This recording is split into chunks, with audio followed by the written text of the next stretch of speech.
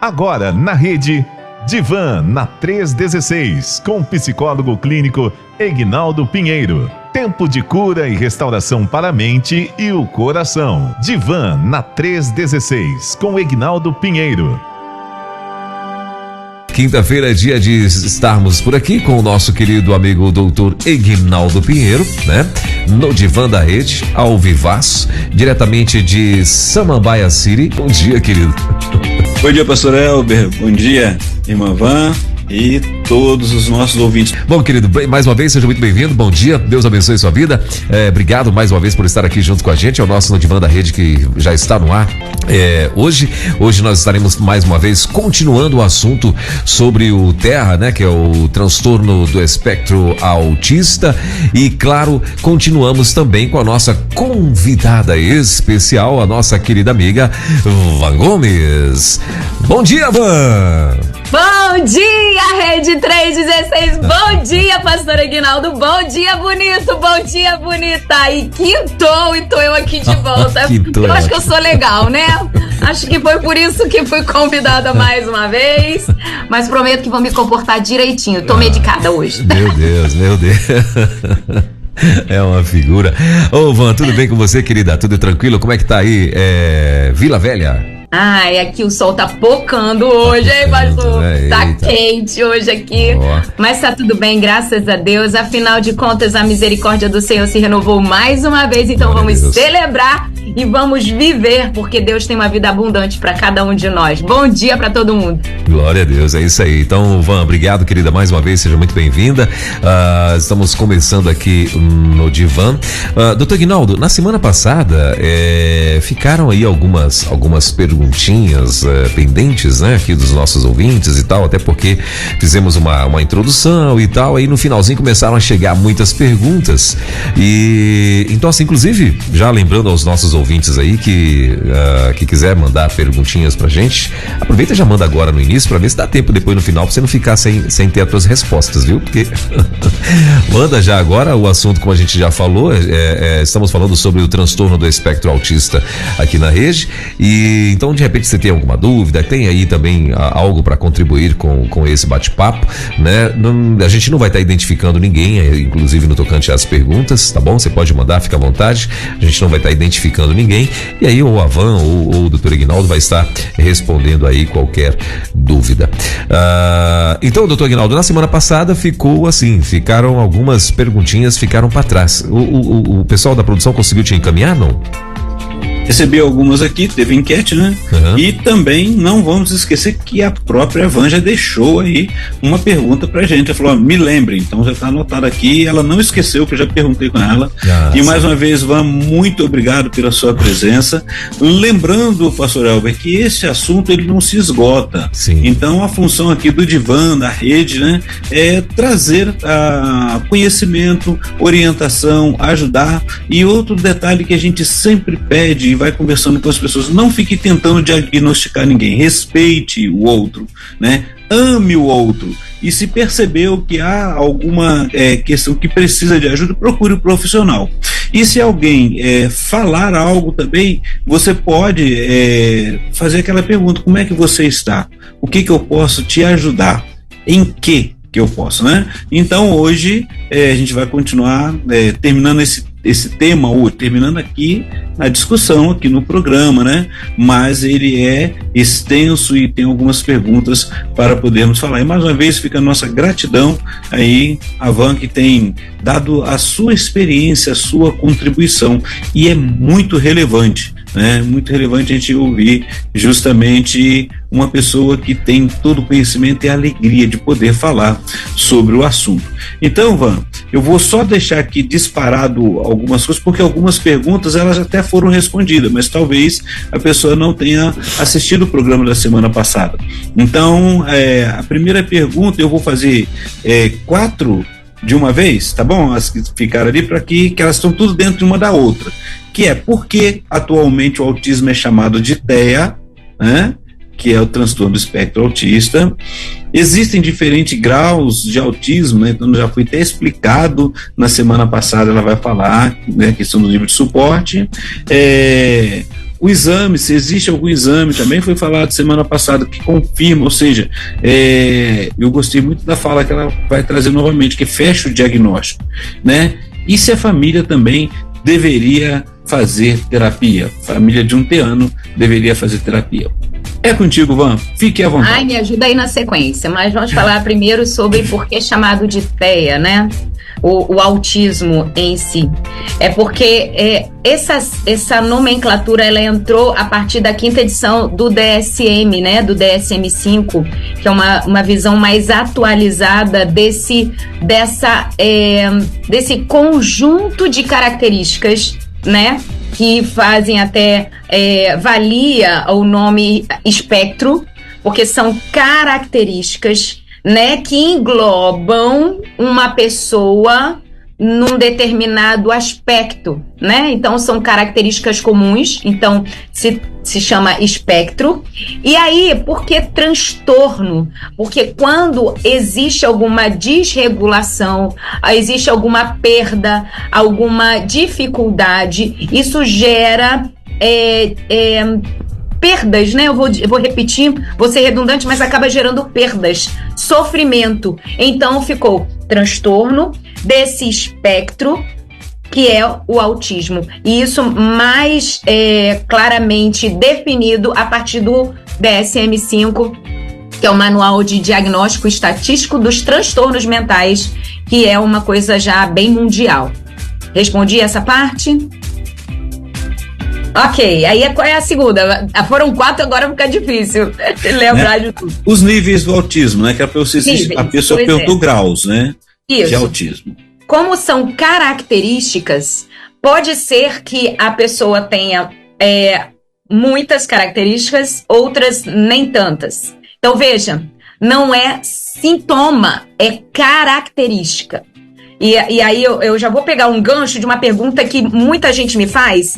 Você toma algum remédio pro autismo? Não, porque não é doença, entende? São características.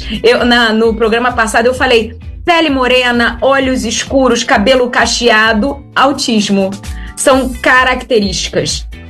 E essas características, elas podem ser em maior ou menor quantidade. Mas o que é medido não é a quantidade de características, porque podem ser combinações diferentes, inclusive. Por isso que um autista não é igual ao outro. Mas a necessidade de ajuda, que é a palavra suporte, para alguns pode ser maior, para outros nem tanto, como é o meu caso. Eu sou uma pessoa com nível 1 de suporte. E o que é importante frisar disso? A pessoa que tem mais necessidade de suporte, que é a classificada nível 3, ela pode, com muita paciência, amor, acolhimento, estratégia, técnica profissional e continuidade diária e intensiva, evoluir, aprender a ser independente nessas necessidades e subindo de nível. Sair do nível 3 e conseguir habilidades que antes não tinham e passar para ser nível 2 e chegar até o nível 1. Aí, perguntaram, pode acabar com as necessidades? Não, porque se acabasse não seria autista, porque uma das características é você precisar dessa ajuda, precisar desse suporte. Então, você pode chegar a um nível 1, que é quase uma independência como indivíduo, né? Você conseguir fazer várias coisas, mas ainda assim eu tenho dificuldades em algumas coisas. E eu creio até que mais para frente pode vir de pergunta aí. Mas esses níveis não são de severidade da doença, nem da quantidade de características, mas sim da necessidade de suporte. Então, existe nível 3 de suporte, são pessoas que precisam de muito mais cuidado e intenso, diário, full time, aqueles de nível 2 e aqueles de nível 1. Uma coisa curiosa que é importante a gente relatar, e preste atenção para que não haja uma distorção do que eu vou dizer, que eu aprendi e fez total sentido para mim. Toda pessoa autista nasce nível 2 ou 3 de suporte. Depois, ela pode ser evoluída para um nível 1 ainda na infância, ou permanecer em nível 2, ou regredir para nível 3, porque isso também é possível. Por que eu estou dizendo isso? Uma pessoa, para ser classificada, enquadrada no nível 1 de suporte, uma das principais características, ou uma das principais percepções que o profissional técnico especializado avalia é a fala. Um bebê não fala. Compreende? Então não pode dizer que o bebê é nível 1, porque ele não está falando. Então, a partir de uma certa idade, é que o técnico profissional vai avaliar para entender se é uma pessoa autista nível 1 ou se é nível 2 ou nível 3. Mas todos nascem nível 2 e nível 3, segundo o DSM-5. Por quê? Para ser nível 1, tem que ter fala preservada. Por isso, Oban, na semana passada até você falou sobre que já existe exames que fecham o diagnóstico até acho que 14 ou 16 meses, né? Porque Sim. Já começa a questão da fala. Com estereotipias, pastor. Eles avaliam a criança como autista porque ela expressa estereotipias muito claras. Eu me lembro do meu filho Miguel, meu filho do meio, ele já está identificado dentro do espectro do autismo também. Eu me lembro do Miguel batendo a cabecinha no sofá, ele ficava tum, tum, tum, tum, bebezinho, sabe? Quando a gente fugia da rotina dele, vários vídeos eu tenho no meu celular e em bancos de imagens dele chorando descompensadamente. Eu não entendi o que era. Desregulação, mas eu não identificava o que era. Hoje, depois de um diagnóstico e conhecimento, meu filho não vive mais o transtorno do espectro do autista. Ele está dentro do espectro, para a glória de Deus, porque Deus tem o tempo oportuno e ele tem uma intenção ecológica de trazer conhecimento. Para quê? Para que o povo não venha padecer, porque o povo tem padecido, o povo autista tem padecido por falta de conhecimento. Glória a Deus que você está aqui, ouvinte, recebendo essa informação para que o povo pare de padecer. Falta de conhecimento até mesmo porque aquele que está do lado pode dar o suporte também acaba envolvido com os preconceitos externos, né? Porque aí já entra até uma pergunta sobre... Peraí, pastor. Tem mais duas aí que eu não respondi, não. Tem uma que... O exame que confirma o autismo, o transtorno, e se a família deveria fazer terapia. Ah, tá. O senhor se importa de eu continuar nessas duas? Sem problema. Pode Porque eu tenho uma dificuldade de quebrar o planejado. Vamos me acolher aqui na minha necessidade. Vamos lá. Ok, diagnóstico, né? O diagnóstico, ele é feito pelo neurologista aqui na vigência brasileira, né? Nas normas, né, de saúde brasileira. Quem assina o diagnóstico de autismo são os neurologistas ou os psiquiatras na fase adulta. Na fase infantil, os neuropediatras ou neurologistas, né? E pediatras infantis, ou psiquiatras infantis, né? Por quê? A avaliação ela é feita num colegiado. Para alguns casos, fono, terapeuta ocupacional, psicopedagogo, pedagogo, né? Mas na fase adulta é feito um exame chamado teste neuropsicológico, que é feito exclusivamente por neuropsicólogos. E veja, para ser um neuropsicólogo, é necessário ser um psicólogo formado e que tenha a especialização em neuropsicologia. O laudo só é aceito nacionalmente, inclusive pelos órgãos federais, né, pelas competências assinados por esses profissionais, o neurologista e o psiquiatra.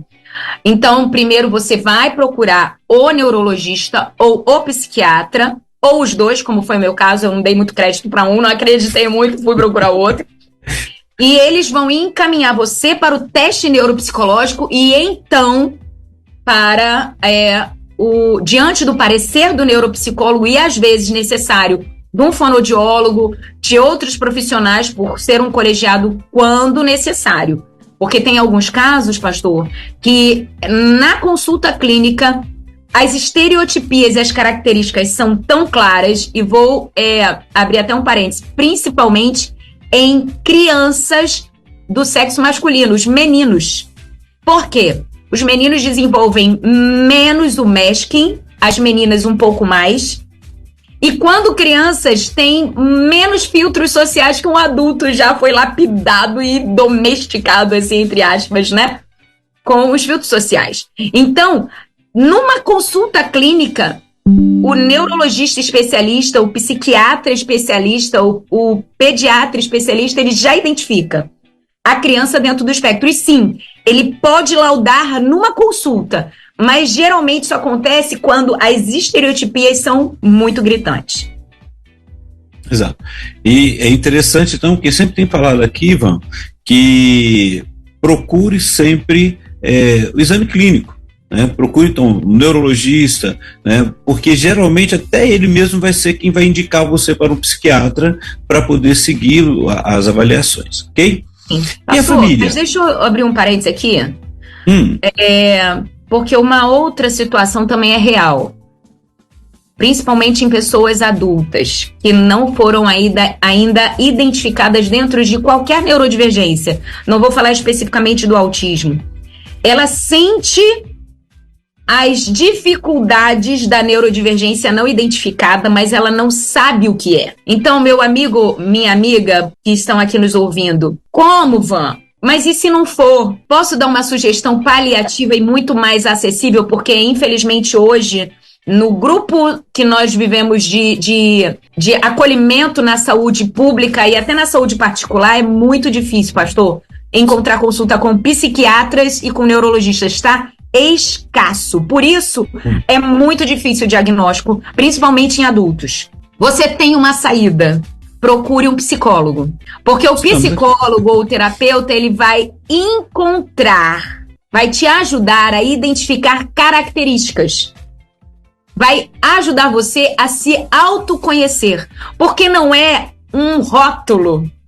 Você não está buscando um diagnóstico, é tão duro, mas é realidade. O diagnóstico é o menos importante. O mais importante é você se conhecer, conhecer as suas características, entender os seus limites e suas potências, para que você tenha vida abundante, leve e saudável. E não viva o transtorno da neurodivergência. Então, tá difícil marcar consulta com um neurologista e fica vivendo uma vida presa, atormentada. Não, você pode procurar um terapeuta, um psicólogo.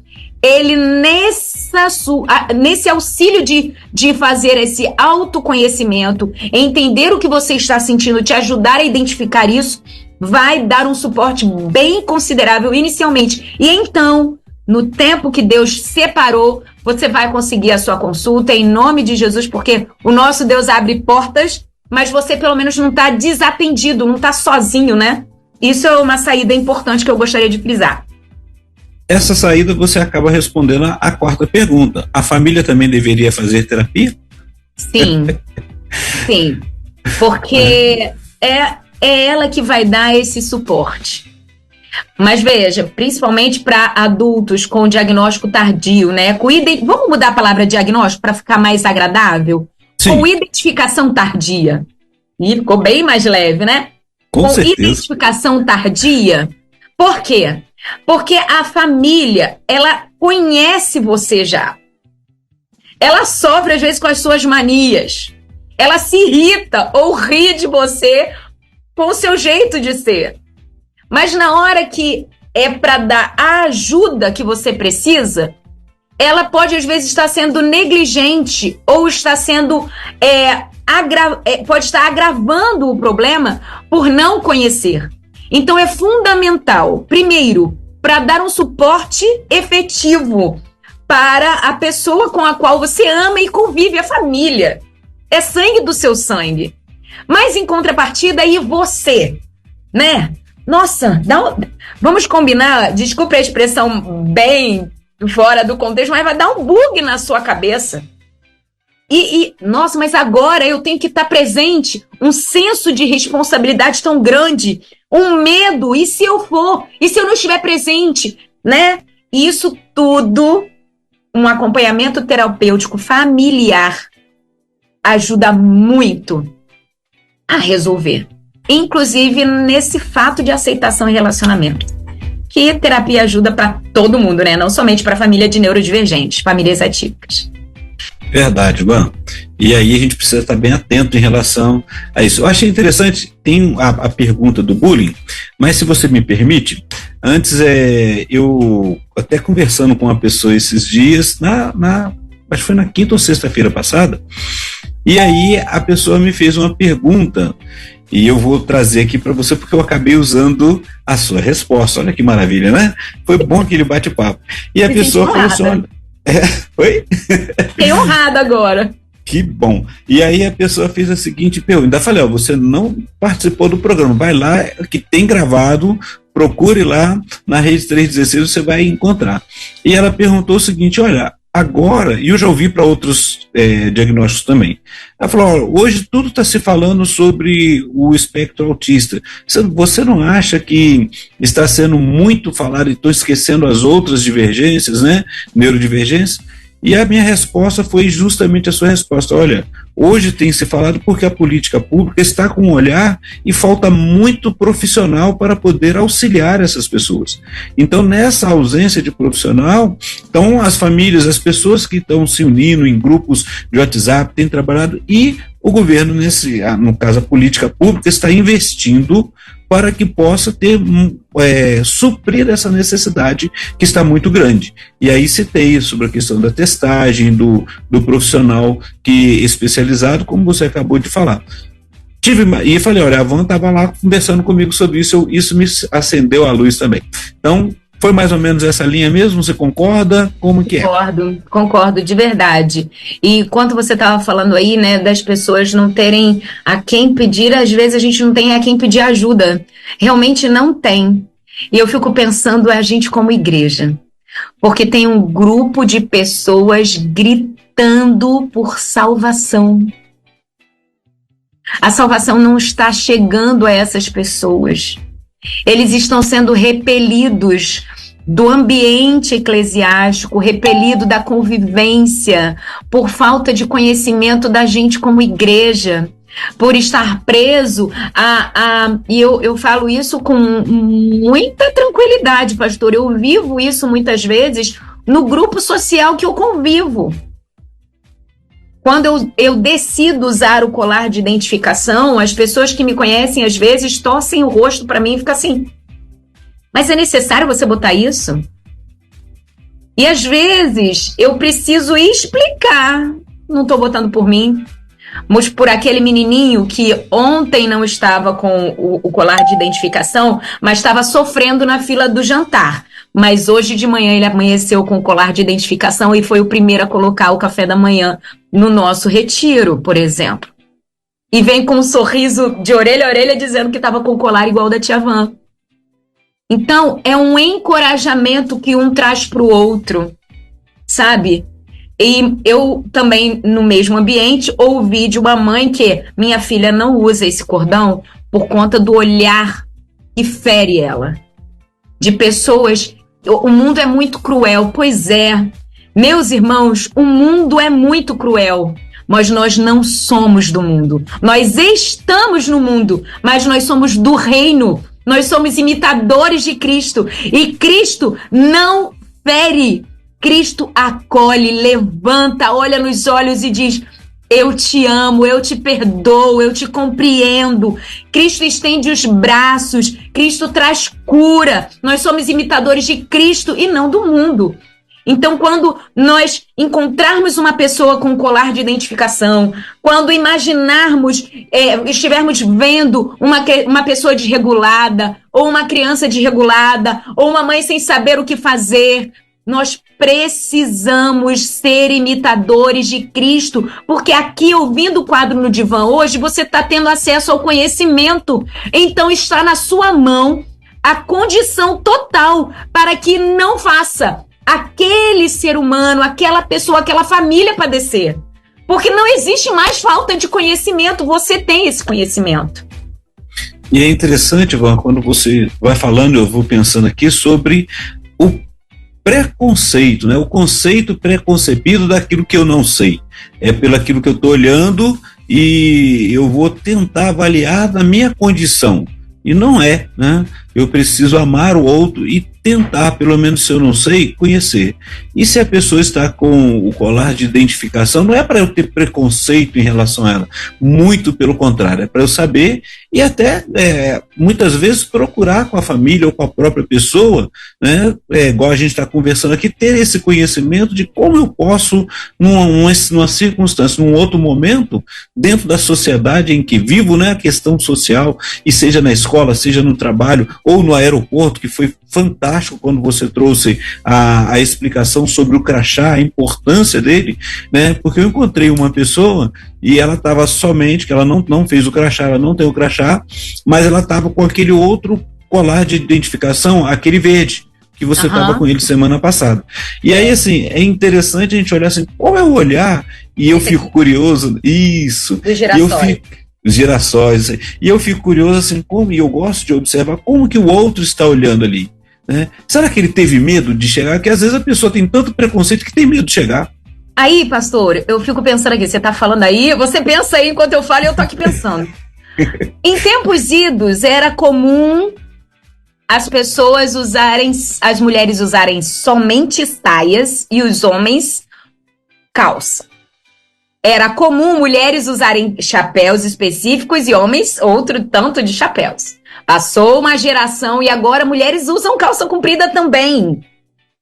Passou uma geração, a gente não usa mais chapéus pontuais por necessidades, mas não é uma coisa comum de ser vista. Ou seja, e a gente já conversou aqui sobre o normal, o natural e o comum.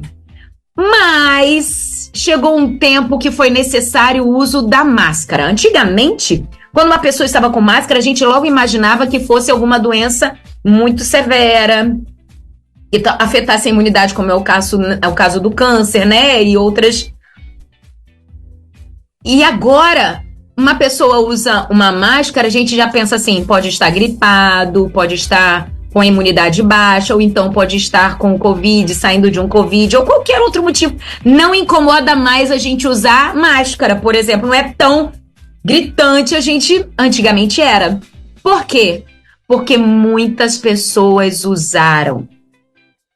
Então você que está me ouvindo, que é familiar de um autista, encoraje ele a se identificar, para que em determinado tempo, porque ele vai chegar, não vai ser estranho ver uma pessoa com um colar de identificação, porque autismo não tem cara e existem deficiências que são ocultas. Isso significa o colar do girassol, verdinho com girassóis. Mas você não vai ficar mais olhando com aquele, que será que ele tem? Não importa o que ele tem. O que eu posso fazer se ele precisar da minha ajuda? Aí sim é o grande lance. Mas encoraje o seu familiar. Se você for um autista, um neurodivergente, seja encorajado em nome de Jesus. Meu irmão, se você não precisa, se você é uma pessoa autista nível 1 de suporte, se você é uma pessoa que não precisa ser identificado, faça pelo outro que precisa, para que ele se sinta encorajado. Nós estamos aqui para sermos relevantes. Não pense somente em você. Naquele retiro, eu não botei o cordão por mim, mas eu sabia que tinham 2 ali que poderiam precisar de ajuda e eles estavam sofrendo porque eles não estavam com coragem de ser identificados. Na verdade, tinham 3 neurodivergentes clássicos ali, além do meu filho. Meu filho seria o 4º e eu a 5ª. Eu usei o cordão porque eu identifiquei a necessidade de 2 que não tinham identificação. Ok. Que bom, Van. E outro detalhe, você poderia trazer novamente, que foi dito na semana passada, que foi aquela pergunta, se aonde tem uma criança autista, se tem algum outro, se na família pode ter mais, e aí você falou até sobre a questão do pai, um dos, né, dos familiares, principalmente na questão do homem, né, ele pode sim ter, alguém na geração pode ter. Poderia só repetir isso pra gente? Sim, eu expliquei aqui uma das formas de entendimento dessa questão genética e hereditária, na verdade, né? Porque genética mas hereditária, 80% da condição autista vem por hereditariedade. Então, a maneira que foi muito boa de eu entender foi a teoria do copo, e você, ouvinte que está aí, pode dar um Google depois do programa, para você não perder as outras perguntas, dá um Google e procurar a teoria do copo para autismo. E é o seguinte, a teoria identifica ilustrando da seguinte maneira: o homem é um copo numa dimensão pequena e a mulher numa dimensão um pouco maior, ou seja, tem o limiar, a borda em níveis diferentes. Então, se o casal de pais, apenas um, vier com uma carga genética atuada, né, como eu posso dizer, ativada do autismo, essa genética, ela vai passar para o filho, porque está ativa, né? No meu caso, a minha carga genética, ela está ativa. Pode ser que a pessoa tenha carga genética de autismo dentro da sua condição genética, mas ela não esteja ativada, não tenham as características em evidência e tá ali escondidinha lá dentro. Entende? E não vão aparecer. Veio, passou por você e não vai aparecer. Mas pode aparecer no seu filho, por exemplo. Por outros motivos, que aí a gente pode conversar depois. Mas aí, essa carga genética, ela vai passar para o primeiro filho. Se o primeiro filho for menino, essa condição, ela já vai aparecer de maneira considerável, mas não tão grande quanto a carga que o segundo filho recebe, que é maior. Interessante que a gente pensa que, vindo mais filhos, a carga vai diminuindo. Não, ela vai aumentando. Então, no segundo filho, se esse segundo filho for menino novamente, ele vai receber uma carga maior de características genéticas. Então, se for menino, vai extravasar muito mais as estereotipias. Elas vão ser visíveis muito mais claramente. Agora, e se o primeiro for menina? Vai receber a carga genética, mas ela não vai ultrapassar o limite do copo. Vocês estão entendendo essa questão de limite? Então, ela tem ali a carga genética, mas as estereotipias, as características visíveis não aparecem, não afeta ela. Compreende?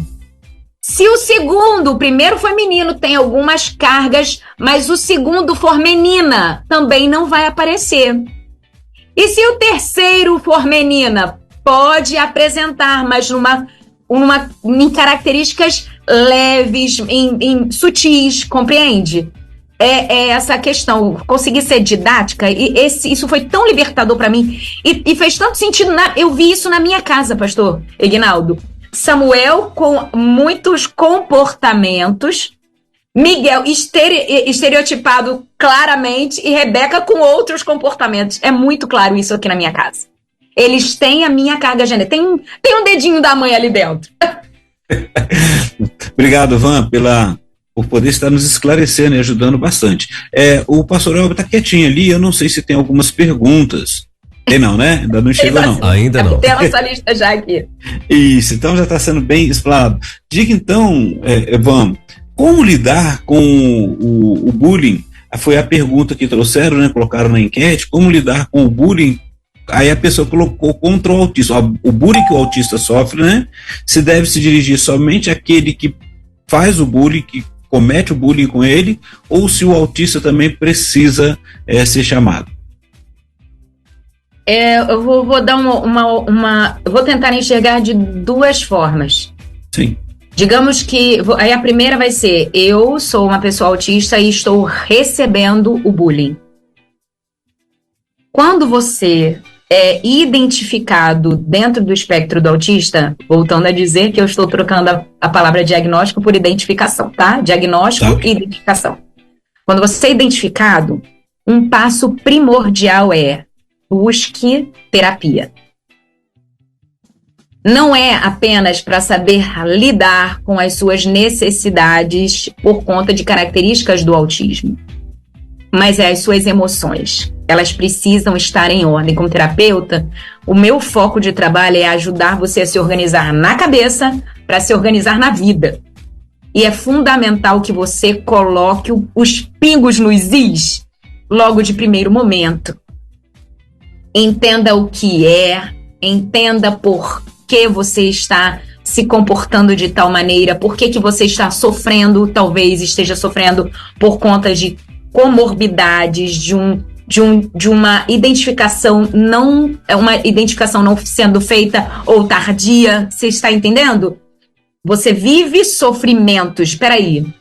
O sofrimento não é do autismo. É daquilo que pode vir por conta do autismo não identificado. São comorbidades que estão interligadas ao autismo. Somos pessoas. E vamos combinar, uma vez eu fui dar uma palestra, se eu não me engano, foi no grupo daqui da formação em capelania escolar aqui da junta. Eu fui dar uma palestra sobre neurodivergência, acolhimento para neurodivergências na capelania escolar. E eu expliquei assim, vamos combinar que todos somos divergentes? Ninguém é igual a ninguém. O que significa isso? Todos temos necessidades. Então não enxergue as suas características de autismo como um extremo de necessidade. Não. Você tem necessidade, como qualquer pessoa tem. Você precisa de ajuda? Qual o problema? É ruim? É menor precisar de ajuda? Quem não precisa de ajuda? Deus fez todos nós para que nós nos precisássemos. Não é bom que estejamos sozinhos. Por quê? Porque a gente vai precisar um do outro em algum momento. Então, não vamos agravar aquilo que não é tão grande assim. Onde está o problema? Não quero romantizar, não quero dizer que não tem uma dificuldade, um desafio maior. Tem. E ele está onde? Nas comorbidades, quando a gente não entende como nós somos. E a gente acaba se submetendo a sofrimentos. Às vezes se submete por escolha, e eu vou falar sobre isso, mas se submete por não saber que aquilo ali vai me dar um sofrimento. Eu tô sentindo um negócio estranho, mas não sei o que tá causando isso em mim. Muitas pessoas estão dentro do grupo de neurodivergentes e foram identificados, diagnóstico e identificação, identificados com doenças emocionais como ansiedade e depressão. E, na verdade, o início está numa neurodivergência não identificada, não regulada, e então gerando essas comorbidades. Então, primeiro ponto, procure terapia para poder saber ouvir todas as falas que vão vir para você, as de acolhimento e daqueles que ainda não entenderam. E aí, como cristão, como é que a gente vai reagir a isso? Falar como Jesus, porque independente se você for neurodivergente, você é típico ou atípico, você tem um chamado ser imitador de Jesus. Então, quando eles falarem aquilo para você, quando você está com o seu emocional cuidado, você consegue pensar assim: não sabe o que fala. Ai, perdoa, porque eles não sabem o que falam. Eles não sabem o que estão fazendo, entende? Então, o primeiro passo, terapia. Ore, porque o Espírito Santo tem a pessoa certa que vai te dar esse encorajamento.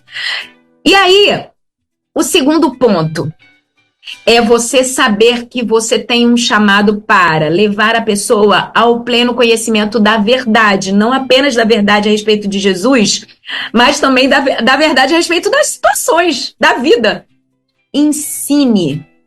Não, deixa eu te falar. Eu não uso esse cordão. Uma vez eu estava saindo da minha igreja e uma pessoa me abordou no pátio da minha igreja e falou assim: lá vai Vanessa botar o cordão dela para passar na frente de todo mundo.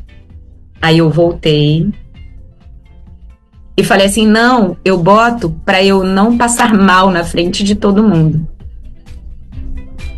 Porque se eu ficar um tempo considerável em determinado lugar, eu corro risco de passar mal. Então, quando eu ponho isso aqui, as pessoas permitem que eu ande mais rápido, eu passe na fila mais rápido para eu não ter não dar tempo de eu passar mal e eu poder sair com mais rapidez. Aquela pessoa ficou um tanto constrangida, mas agora ela sabe que aquela sinalização não é para tirar vantagem de ninguém, mas é uma forma de identificação para que você seja acolhido, entendido e dado talvez um suporte que 2, 3, 4 minutos na fila, você esperando o outro passar na frente não vai interferir na sua vida num todo, né? Então, cuidado, né? É um cuidado. Sim, pastor. Van, tem uma querida aqui que tá aproveitando a oportunidade, né? Que tá falando exatamente sobre bullying, sobre, né, essas coisas que normalmente alguém que é, vamos chamar assim, diferenciado dentre, né, a sociedade e tal, passa a sofrer.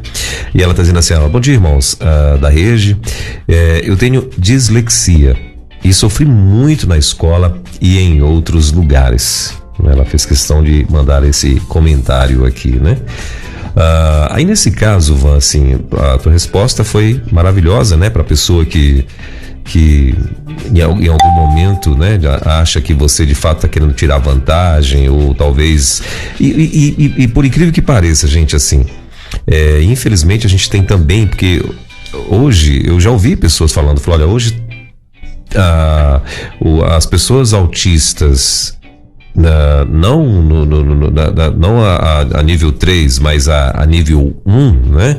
Porque assim, as pessoas estão fazendo uma grande confusão, dizendo que a grande maioria, ou que o autista nível 1, vamos dizer assim, ele normalmente também é superdotado. Então ele também é muito inteligente. E em alguma área, né? E por conta disso, acaba que as pessoas estão achando que todo mundo agora quer ser autista. Todo mundo agora quer andar com um crachazinho desse aí, né, Van? E aí acaba tá virando mesmo aí uma coisa, porque assim, devido a isso, né, não, olha, meu filho, ele é mega ultra power inteligente, né, em alguma área e tal, né? Então meu filho, ele é autista, ele tem ali talvez até mesmo algumas características do transtorno, mas como a Van explicou na semana passada, isso não significa que pelo contrário, você tem que ir atrás para poder destrinchar esse negócio.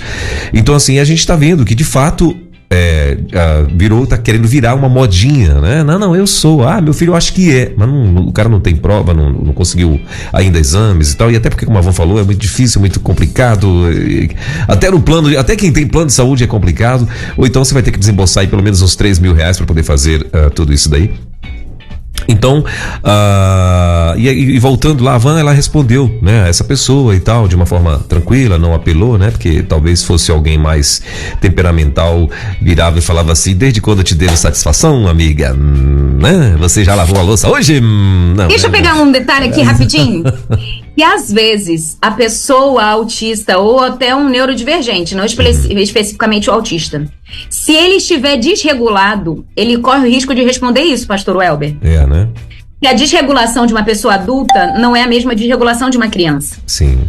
Ele vai descompensar de outra maneira. E aí é entendido como uma pessoa grossa, sem educação, mas na verdade ele estava desregulado e o raciocínio foi tão rápido que ele revidou desta maneira. Então é isso. Aí a querida aqui, ela aproveitou a oportunidade, né, falando que ela tem dislexia, né? E por conta disso, ela também sofreu, né, tanto na escola como em outros lugares, né? Eu lembro uma vez, Van, um desses blogueirinhos, sabe, que é metido a engraçadinho, né, que acha que, né, que sempre tá tirando onda das pessoas e tal. Aí eu vou botar reticências aqui no adjetivo. Ele foi para os Estados Unidos e ali botou ali ele filmou uma garotinha, né, que estava no fundo do ônibus. Isso foi bem rodado aqui no Brasil. Ela estava no fundo de não sei se era um ônibus, era um metrô, não lembro. Enfim, esse cara filmou essa garotinha, ele deu um zoom e ficou filmando pro rostinho dela. Ela estava com uma peruquinha, né, e provavelmente devia ter alguma enfermidade, né, que devia estar fazendo algum tratamento, que caiu todos os pelos dela. E o cara filmou essa menininha, né, era um desses blogueirinhos aqui, metido engraçadinhos, né, daqui do Brasil e tal. E ele aproximou, deu um zoom no rostinho da menina e tal, e ficou tirando ondinha da menina, né? E aí a galera caiu em cima e tal, não sei o quê. Então, assim, a gente tem muito isso, né, de querer... quando é criança, gente, assim, e uma criança, ela não vai fazer por maldade com outra criança. Como uma criança, ela tem alguma deficiência ou alguma, né, algum transtorno, alguma coisa, eu acredito que a criança não vai fazer por maldade, até porque a criança, ela é ensinável, você pode ali orientar e tal. Agora, assim, quando é um adulto, né, zombando, né, de alguém, ou, né, de alguma situação e tal, é horroroso, é uma coisa assim inadmissível, né, que de fato não precisa ser só alguém que tenha uma neurodivergência para poder apelar, né, basta, acho que qualquer pessoa, né, ou ela conta de 1 a 10 e vai embora, ou então ela volta, né, e dá uma resposta assim, né, bem mocriada mesmo para o cidadão. Mas assim, o que eu ia te perguntar é, assim, no caso do bullying, o doutor Ignaldo já até falou aí e tal, aliás, você já até respondeu, a pessoa tem que estar, ela tem que estar bem tranquila, né, para ela não responder até com uma resposta mal criada, né, ela tem que estar bem tranquila. Mas assim, no caso dessa querida aqui, né, que sofreu essa situação, o que você diria, né, para ela tem dislexia, tem outras que tem outros tipos de transtornos, enfim, o que você diria para essas pessoas, como que elas devem reagir, né? Tem como até mesmo prevenir, né? Ou até mesmo como que ela poderia responder e como ela também não poderia absorver, né? Porque assim, de fato para algumas pessoas é constrangedor, é humilhante, né? E o que ela deveria fazer, né? Eu pergunto para vocês dois aí, o que ela deveria fazer para que isso não a machucasse tanto? A Van já respondeu: conhecer a si mesmo para poder lidar com o outro, que não é fácil, né?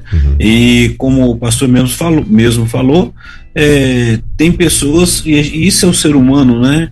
E a gente precisa tomar o cuidado que alguns querem tirar vantagens das circunstâncias, né? Por isso que o outro olha e vai fazer aquilo, né? Vai lá, vão colocar o cordão dela para ir na frente, né? E às vezes não se percebe. Quando eu falei sobre o crachá, sobre o que precisa estar na identificação do crachá, achei assim, Van foi muito esclarecedor e eu pude passar justamente isso. E citei, a Van mesmo mostrou, olha, tá aqui, tem um QR Code que mostra, então não é qualquer lugar que você só vai colocando o cordão para tirar vantagem. Então você precisa também estar atento em relação a tudo isso aí. Ok, Van. E... Eu só completaria com uma questão. As pessoas que praticam o bullying já é um sinal considerável de uma enfermidade emocional. Então, já enxergue dessa maneira. Se eu tenho alguma limitação, se estou sendo alvo de bullying, é porque essa pessoa que está praticando bullying já tem uma mazela que talvez nem esteja identificado por si mesmo. Mas ela já apresenta isso. Então é um ponto curioso e interessante que você pode já levar em consideração. Agora veja, uma outra questão importante e se você está vendo alguém fazendo isso? Como você deve agir? Eu identifico Jesus, a mulher adúltera e o povo em volta. Porque os mais velhos estavam ali fazendo com que aquela pessoa sofresse. Jesus tomou uma atitude diante deles. E eu acabei de te dar um recurso. Ei, deixa eu te falar uma coisa. Todo ser humano tem limitações. Ela é uma neurodivergente, mas você é divergente também, porque você não é igual a mim, e eu não sou igual a você, e você não é igual a ela, todos somos divergentes. Por que você acha que você pode falar desse jeito? Tá aí uma resposta boa para você trazer. Mostra para aqueles quem não é divergente que atire a primeira pedra. Exato. não vai ficar um na fila. Isso aí, pronto. Aí vai cada um, né, com a pedrinha no chão Rajou fora. Tem mais... Antes que o nosso... Perdão, desculpa, tem mais perguntas aqui, tá? E se vocês, a hora que tiver um espacinho aí, eu queria liberar aqui. Ok, eu vou, para eu não perder, porque a Van falou, senhora, me faça essa pergunta para eu não esquecer. Eu sei que ela está lembrando, e aí, pastor, o senhor pode seguir, tá? Aquela pergunta sobre a questão do porquê que o TEA é considerado PCD. Sim, porque foi uma coisa que me doeu. Né? O autismo, ele é considerado como uma deficiência. E aí eu falei assim, gente, eu sou deficiente? Porque a gente enxerga a deficiência como uma incapacidade. E não é incapacidade, é impedimento. Ok? Não confunda. Eu confundia. Deficiência, né? Pessoas com deficiência são aquelas que têm um impedimento momentâneo ou de longo prazo de natureza física, mental, intelectual ou sensorial de interação com as pessoas. Tá bom? Então, quando eu entendi que é um impedimento, onde esse impedimento está na Vanessa? Quando eu tenho muitos estímulos sensoriais, eu tenho impedimento de estar em determinado lugar. Não é porque eu não quero ir socializar. Quando eu estou socializando, eu corro o risco de passar mal. Então a pessoa, por exemplo, a pessoa com hipersensibilidade sensorial, e não exclusivamente os autistas, eles fogem de certos ambientes sociais, não é porque eles não querem estar lá, eles querem estar lá. A gente gosta de ter amigos, a gente gosta de abraçar. Outro mito.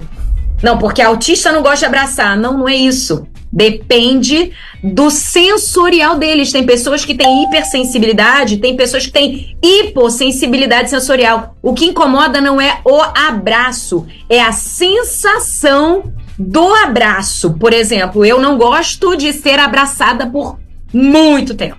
Um abraço assim, rapidinho passou. Aí tem gente que não entende muito isso, fala assim, posso te tocar? Falei, toque-me, serei abençoada.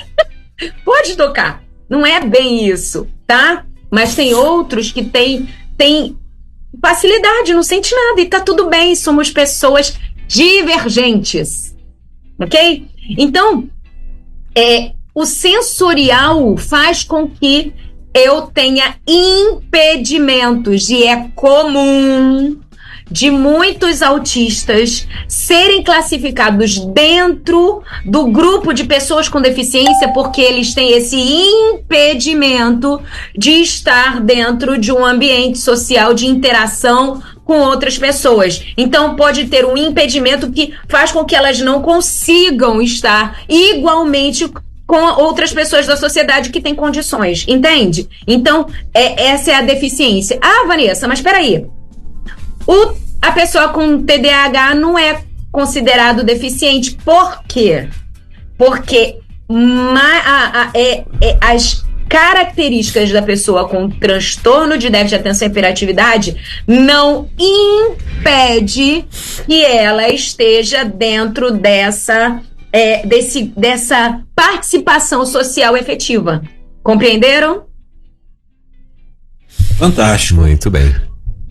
Pastor Elber, contigo agora. Vamos lá, deixa eu liberar aqui, tem um ouvinte que mandou um áudio pra gente aqui, deixa eu ver.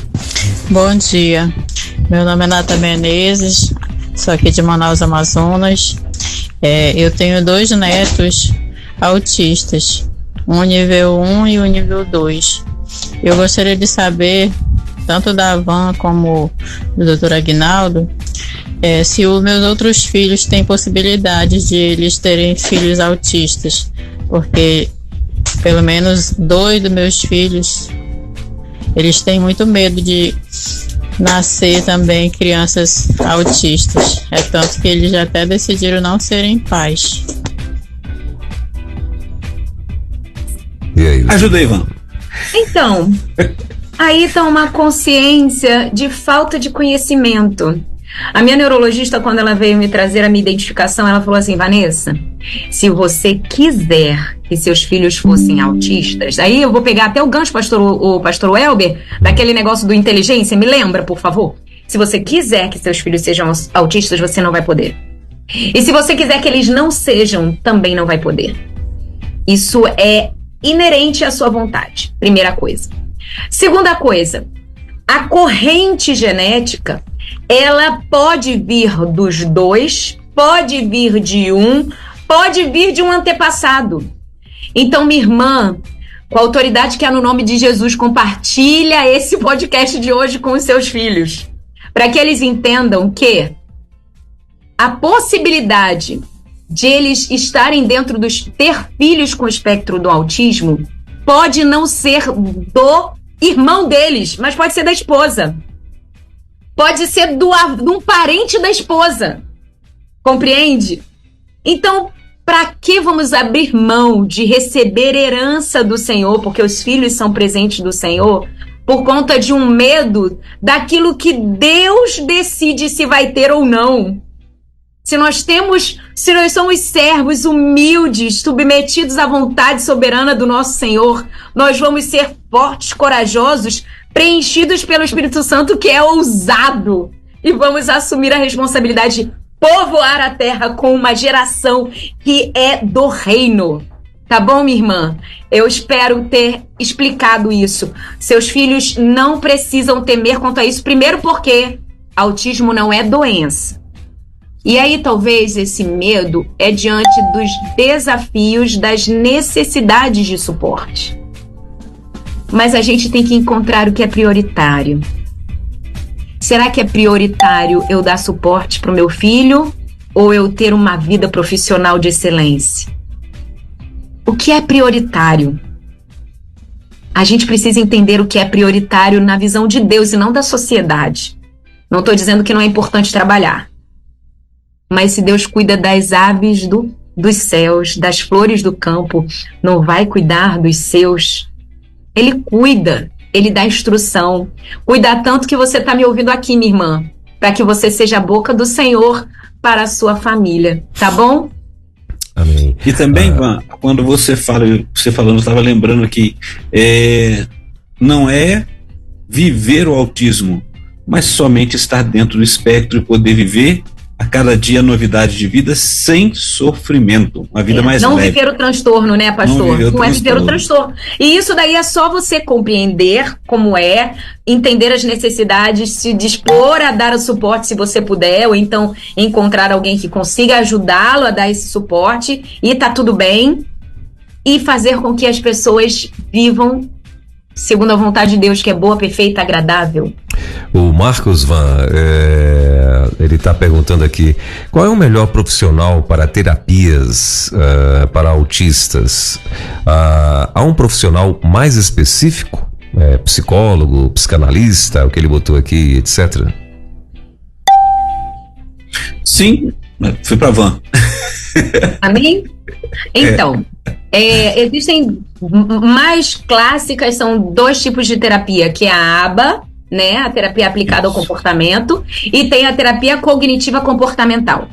Ambas podem ser aplicadas em adultos, porém a ABA é mais eficiente nas crianças. A terapia cognitiva comportamental não é tão eficiente para crianças, mas a terapia ABA também é extremamente eficiente, principalmente para pessoas com nível 3 de suporte. Ou seja, o cognitivo dessas pessoas precisa de muito estímulo e muita didática para que haja conhecimento e entendimento. A rigidez cognitiva deles é tamanha que precisa de um treinamento muito específico e estratégico, até, posso dizer, né? Por exemplo, no sistema de recompensa. Então, essas 2 terapias são importantes, entendendo o tipo de trabalho que é feito. Porém, especialização profissional, formado, capacitado, né? Atentando para quê? Uma coisa muito importante que eu estou aprendendo e estou mergulhada agora nesse ambiente, até porque cuido de mim e cuido dos meus, né? A terapia cognitiva comportamental, ela é exclusiva para a formação de psicólogos. Mas a terapia ABA, ela pode ser aplicada por acompanhantes terapêuticos. Então, existem psicanalistas que têm formação em terapia ABA, inclusive eu estou dentro de uma formação nessa por conta dos meus filhos, por conta de mim, de entender como funciona e poder dar suporte para eles. Então, existem psicanalistas que são formados em terapia ABA, existem parentes que podem se formar em terapia ABA, mas não significa que você, por ser familiar e decidiu fazer uma formação, vai dar o suporte que seu filho precisa. Porque existe uma coisa chamada empatia e conexão que o terapeuta... A gente estava até conversando sobre isso agora há pouco. Que o terapeuta desenvolve, que às vezes a família não consegue desenvolver por vínculo amoroso, sabe? Então, o profissional especializado, neuropsicólogo, especialista em terapia cognitiva comportamental, é uma das pessoas, é a primeira, né? Neuropsicólogos ou psicanalistas que atendem por terapia ABA, ou talvez por terapia cognitiva comportamental, mas isso é exclusivo de psicólogos. Esses são os que ajudam no acompanhamento, no acolhimento e no desenvolvimento. Certo, pastor? Maravilha. Certíssimo. Doutor Aguinaldo, tem mais uma participação aqui. A pessoa está dizendo assim: bom dia, a paz do Senhor Jesus. Eu tenho uma leve desconfiança do meu filho mais novo. Ele é totalmente diferente do mais velho. O mais velho é bem concentrado, bem calmo, mas muito inteligente. Já o mais novo tem uma agitação que nós chamamos ele de superdotado. Ele não consegue ficar parado um minuto. Ele tem 1 ano e 7 meses. Seria necessário procurar um especialista? Sempre é bom procurar acompanhar para ajudar enquanto mais novo, quanto mais cedo se faz. Mesmo sem identificação. Exato. Para poder ajudá-lo a lidar com todas essas circunstâncias e com o outro também. Agora, na fala, né? É bom que ele falou que no final aqui esse é extremamente inteligente, né? Porque no começo da fala parecia assim, um era inteligente, o outro não, o outro seria aquele tido como bagunceiro, né? Mas na realidade é bom acompanhar, ajudar, até mesmo porque quando chega no momento da socialização na escola, poder se compreender o que está acontecendo e ele também se conhecer, ok? Certo, Van? Então, até diria um pouquinho mais. No outro episódio, nós falamos sobre características genéticas que são comuns em várias neurodivergências, principalmente na que está relacionado ao autismo, TDAH e superdotação. É mito dizer que as pessoas autistas são superdotadas. Não confunda autismo com deficiência ou superdeficiência intelectual ou superdotação. São coisas distintas. Acontece de pessoas autistas terem superdotação, pessoas autistas não terem superdotação e nem deficiência intelectual, e pessoas autistas terem deficiência intelectual. Então é autismo uma coisa. Superdotação, deficiência intelectual ou nada também ser outra coisa.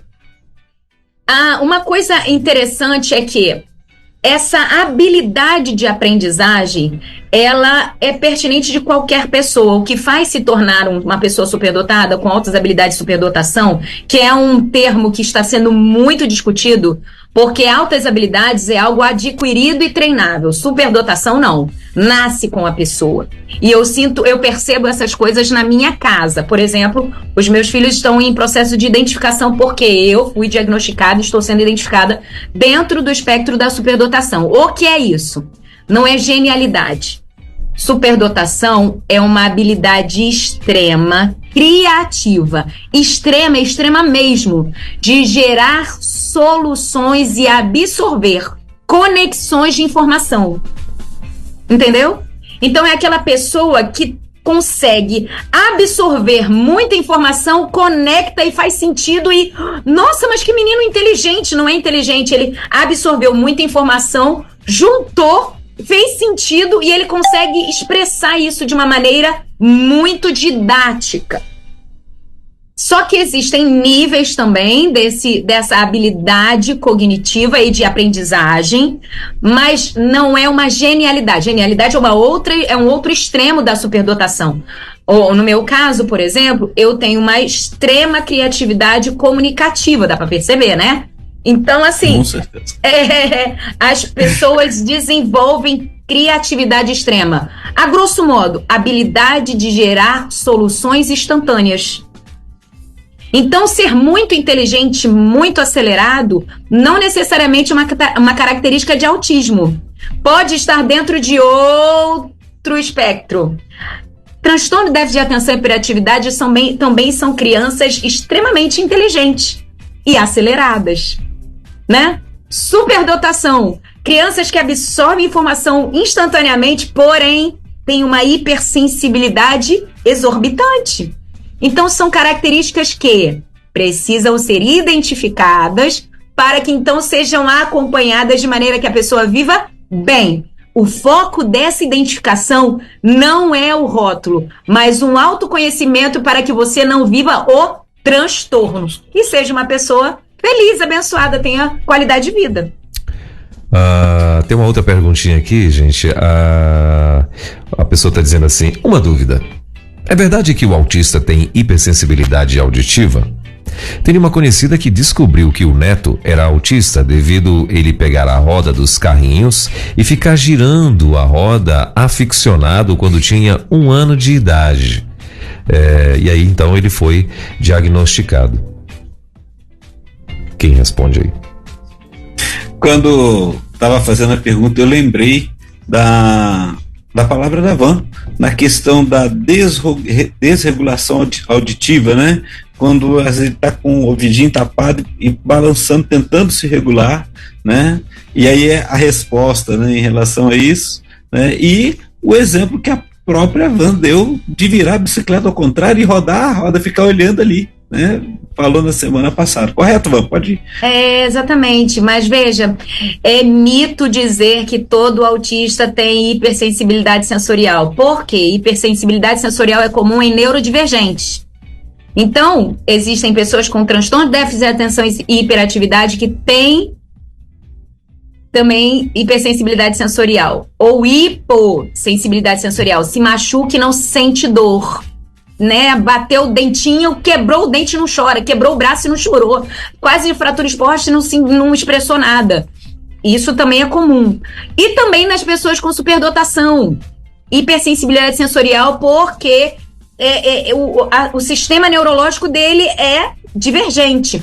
Então, veja, a hipersensibilidade não é exclusiva do autismo e não é comum, não é característica para uma pessoa autista. O autista também pode não ter hipersensibilidade sensorial. Agora, veja, desregulação não significa ser o volume do som especificamente. Pode ser um conjunto de coisas. Pode ser, talvez, a luz e ele não sabe expressar que é a luz, então ele bota a mãozinha no ouvido e se balança para poder acalmar. Regular é acalmar o corpo, aliviar desconfortos. Estomacal, intestinal, na cabeça, brilho no ouvido. São desconfortos. Então, regular é aliviar desconfortos. Agora, veja, uma curiosidade minha, né? Eu fico desregulada com relógio de pulso analógico. Porque eu tenho hipersensibilidade sensorial e se eu pôr um relógio analógico, eu fico ouvindo o tempo inteiro, não para. E aquilo vai me dando um negócio, arranco fora, acabou.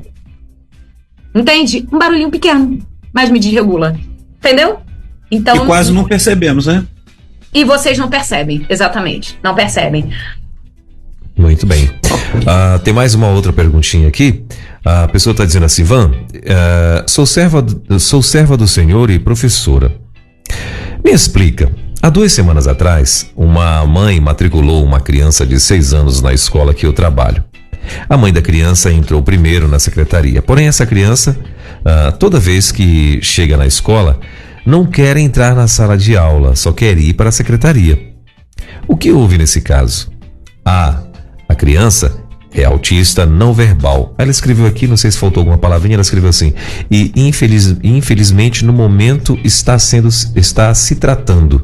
Eu não sei se ela está dizendo que infelizmente no momento a criança não está se tratando, né? Não sei se faltou alguma coisa. Ou não está se tratando ou não está indo para a escola, né? Está só se tratando e não está voltando para a escola. Não sei, ela disse que a pessoa não está, a criança, devido à primeira vez que foi ser matriculada, a mãe entrou na secretaria, a criança entrou depois. E agora a criança não quer ir para a sala de aula, só quer ir para a secretaria. Pastor, posso responder o seu horário? Fale aí comigo. Pode responder. Tá bom, eu vou ser bem breve. O que acontece no autismo, isso é uma característica, dentro do DSM-5-TR, que é o último lançado, ele coloca 2 especificidades exigidas para que a pessoa seja caracterizada dentro do espectro do autismo e mais 5, que dessas 5 você precisa apresentar 4. E uma delas é a rigidez cognitiva. O que é isso? É a pessoa criar um padrão e não conseguir sair dele. Não é que ela não quer sair, ela não consegue. Uma coisa muito comum em pessoas com nível 3 de suporte é que ele criou uma rota, aquela rota ela passa a ser o padrão e não consegue sair dele. Quando ele entende que ir para a escola é entrar naquele local, ele não vai querer ir para outro. O corpo dele, quando for para outro, vai gerar desconforto. Então, por exemplo, acontece isso comigo, o caminho de ir para a igreja. Eu tenho um único caminho. Quando acontece um buraco, uma obra na rua, eu preciso fazer um outro caminho, eu faço. Mas eu fico desregulada, meu estômago embrulha, eu fico com o intestino desregulado, às vezes chego em casa com enxaqueca, porque o meu corpo queria fazer aquele caminho que me dá tranquilidade, previsibilidade. Então veja, às vezes o menininho não quer ir para a sala de aula porque ele aprendeu que escola é ir até a secretaria. Primeiro ponto. E isso, quando a pessoa está no nível 3 de suporte, essa rigidez cognitiva ela é muito forte. Então ele precisa de acompanhamento, de muita estratégia para ir quebrando essa rigidez, para que ele entenda que escola é um ambiente maior. Isso é um primeiro ponto a ser observado. Segundo, pode ser que na primeira vez que ele foi até a salinha, algo ali desregulasse ele. Então, por proteção dele, o cérebro dele desregula, então ele quer fugir. Entendeu? Observe, porque alguma coisa ali pode ter desregulado ele. O que pode ser? A cor da parede, o barulho dos coleguinhas, o barulho do ventilador constante, sabe? Então, entender o que pode ser, ele não vai dizer, por exemplo, uma forma de testar isso, leve ele para a sala quando não tiver ninguém lá. Se ele fugir de novo, ok.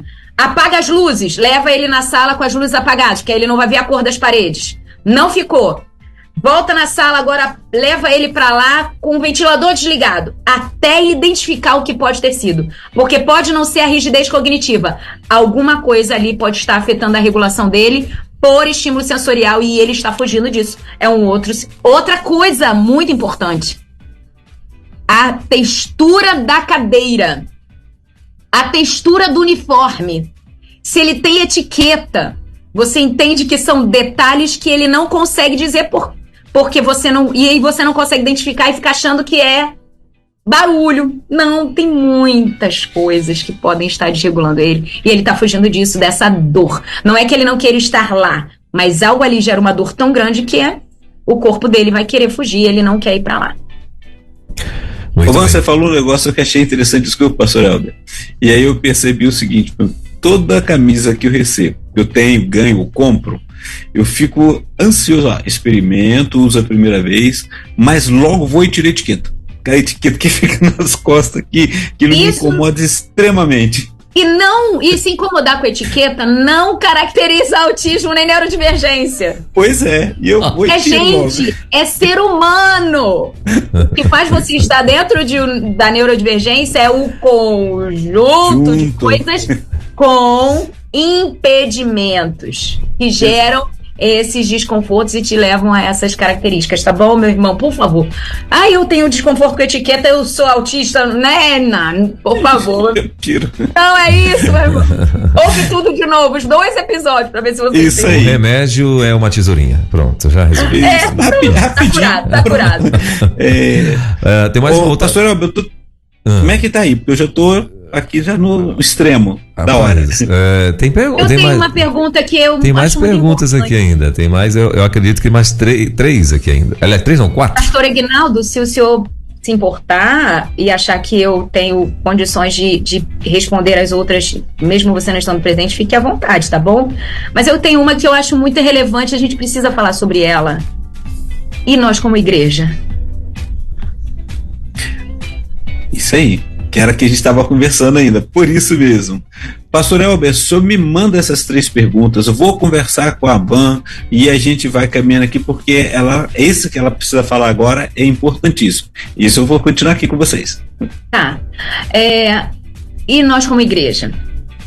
E uma das coisas importantes para nós é nós lembrarmos daquilo que o apóstolo Paulo falou em Romanos 10, quando ele está falando sobre a importância de pregar o evangelho. A partir do verso 15, mas eu vou ser mais específica, porque a Bíblia que eu tenho aqui, ela não distingue os versos, mas tem determinado momento no discurso de Paulo, Romanos 10, a partir do verso 15, ele diz assim: consequentemente, a fé vem pelo ouvir, e ouvir a palavra de Cristo. Mas eu pergunto, eles não a ouviram? Ou, será que eles ouviram? A grande questão, meus irmãos, é que às vezes a hipersensibilidade sensorial impede neurodivergentes de estar em ambientes onde a palavra de Deus está sendo pregada. E veja, não estou dizendo que as igrejas precisam mudar a estrutura para receber os neurodivergentes, mas nada impede de você criar um ambiente acolhedor para neurodivergentes onde a palavra de Deus seja pregada. Uma sala, um culto com um acolhimento sensorial que não afete tanto, que deixe confortável para que ele permaneça ali e consiga ouvir. Mas Paulo continua. E se eles ouviram, pergunto mais uma vez, será que Israel não entendeu? E aí vem um ponto interessante. Uma das dificuldades das pessoas neurodivergentes, especificamente o autismo e o transtorno de déficit de atenção e hiperatividade, é a literalidade. O que significa isso? Pé é pé. E a gente pega esse texto aqui de Romanos e Paulo começa assim: como são belos os pés daqueles que anunciam as boas novas. E você no púlpito ou na sua palestra ou na sua aula de EBD está dizendo isso e o neurodivergente está pensando no quê? Na beleza do pé.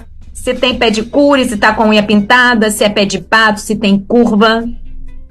Você entende que a Bíblia é cheia de metáforas e que muitas das vezes o evangelho não é aplicado efetivamente na vida do neurodivergente porque ele não entendeu. Então é necessário uma didática, uma criatividade para que o evangelho seja explicado claramente e literalmente no seu significado para que o neurodivergente entenda. Não se iluda achando que todos que estão na sua congregação, pastor, minha irmã, palestrante, professor de EBD, estão entendendo, porque pode haver um neurodivergente não identificado no grupo, pode ter um neurodivergente não identificado, não diagnosticado, ou identificado tardiamente, e ele não está ali, e então não está ouvindo, ou se está ali, não está entendendo. Nós, como igreja, precisamos entender sobre neurodivergência para que possamos pregar o evangelho a toda criatura, não apenas aos típicos, mas aos atípicos também. Agora, no próximo mês de abril, nós temos o mês de conscientização do autismo. Como é importante nós levarmos esse assunto para as igrejas. levarmos neurodivergentes para falarem dele, porque a gente leva um ex-drogado, uma ex-mulher, morador de rua, um ex-morador de rua, um ex-tudo, para poder darem o seu testemunho, falarem das necessidades do mundo lá, para que nós possamos ser estratégicos no pregar o evangelho. Mas quantas vezes você abriu oportunidade para o neurodivergente falar sobre essa necessidade? Às vezes não abre essa oportunidade, sabe por quê? Porque você entende que ele tem uma deficiência, uma incapacidade. Hoje você aprendeu que não. É um impedimento de uma relação social, mas ele tem muito conhecimento, muito para contribuir. E eu espero que esse tempo aqui de compartilhamento aberto pelo pastor Eguinaldo aqui no Divã tenha trazido esclarecimento para você, palavra de esperança, porque esse é o nosso objetivo aqui como Rede 316. Não é entretenimento, não é só informação, mas palavra de esperança. Isso é evangelho. Exato, Ivan, muito obrigado.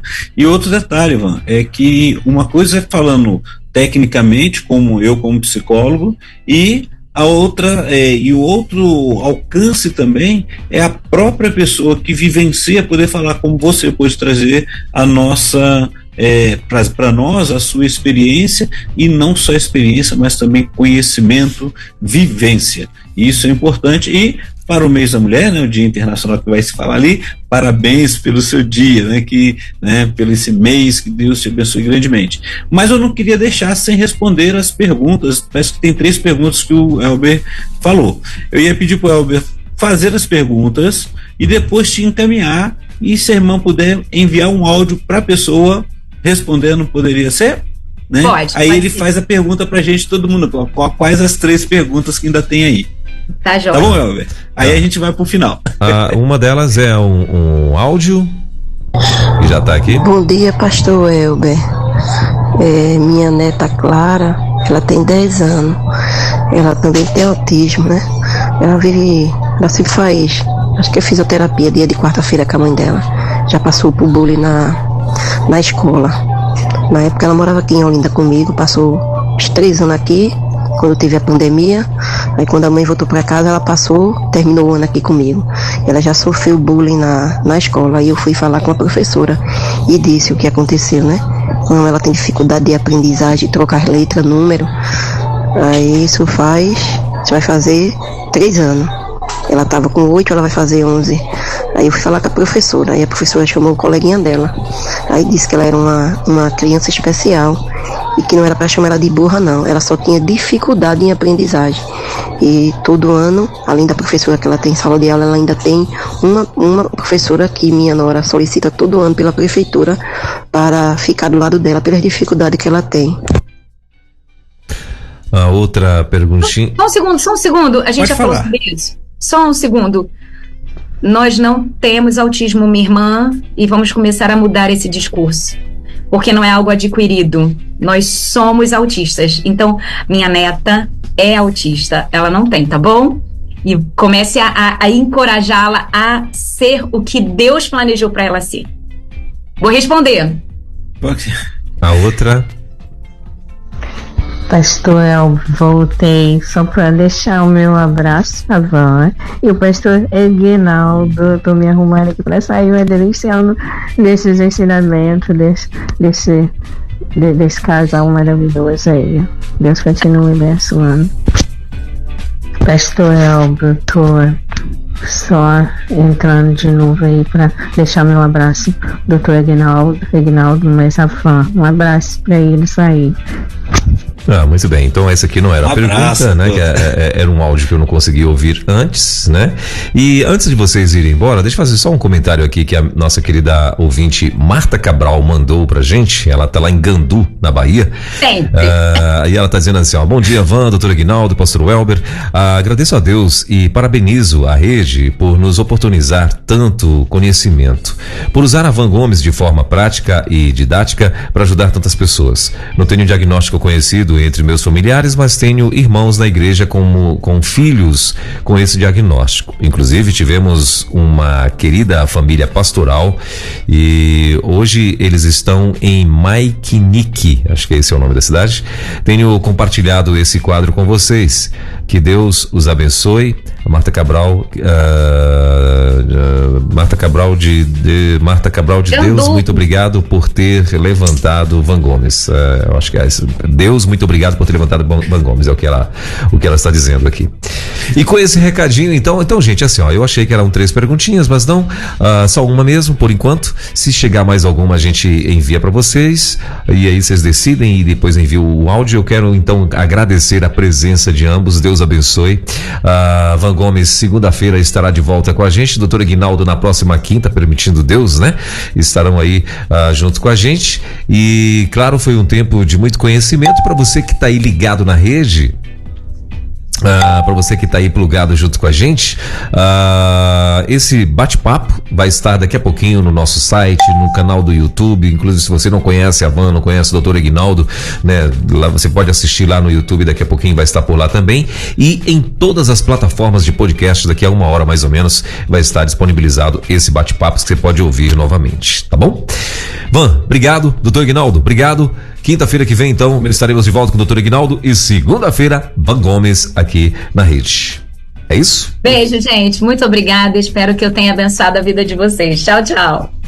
Abençoe demais, Van, a minha principalmente. Muito obrigado e Deus abençoe a todos vocês. Pastor Elber, um forte abraço. E como estamos comemorando também, né, o Dia da Mulher, né, durante esse mês, na próxima quinta-feira vamos repetir, vamos falar novamente, né, sobre autocuidado, autoconfiança e autovalorização. Então, quanto que você tem que se cuidado, se valorizar e confiado naquilo que Deus tem te dado. Um forte abraço a todos e até quinta-feira que vem.